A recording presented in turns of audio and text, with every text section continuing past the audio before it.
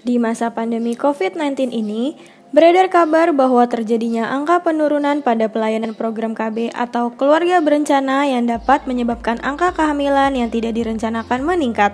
Hal ini diungkap oleh Kepala BKKBN sekaligus dokter spesialis kandungan, Hasto Wardoyo.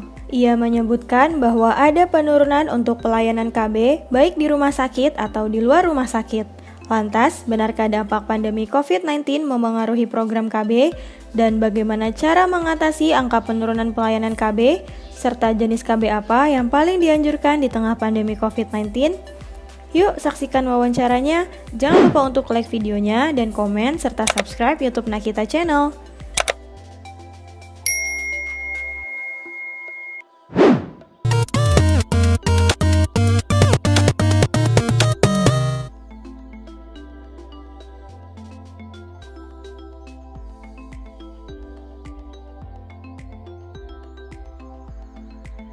Setelah kemudian pandemi, ya jelas kalau itu sebabnya pandemi. Karena orang kemudian takut datang ke rumah sakit.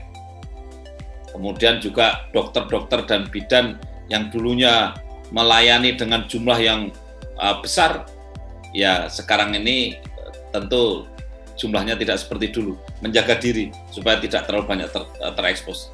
Itu saya kira, sehingga kalau kita lihat, kalau kita bandingkan katakanlah tahun 2019 itu pelayanan laporan dari rumah sakit bisa 1.235.059 angkanya.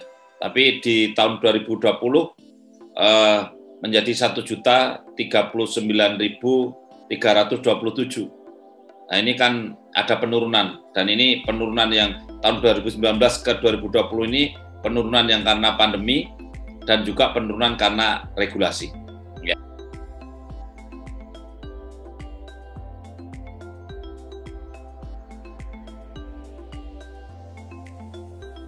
Di awal pandemi ada penurunan KB di pelayanan KB, baik di rumah sakit maupun juga yang di luar rumah sakit.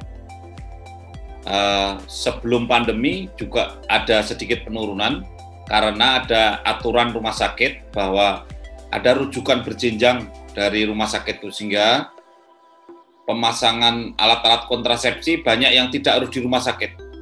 Contoh misalkan pasang susuk itu tidak harus di rumah sakit, cukup di klinik.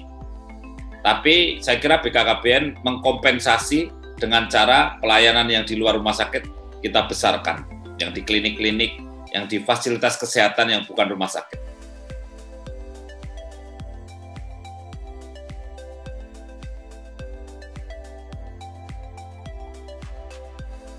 Ya, sebetulnya ya saya berharap istilahnya MKJP, jadi metode kontrasepsi jangka panjang, biar nggak bolak-balik, ya datang lagi gitu.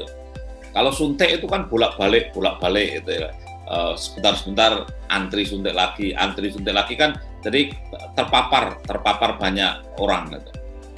Saran saya sih pakai metode kontrasepsi jangka panjang, bisa pakai IUD atau bisa pakai susuk yang bisa untuk 3 tahun kan itu. Nah ini kan lumayan. Jadi nanti 3 tahun lagi pandemi sudah lewat gitu ya.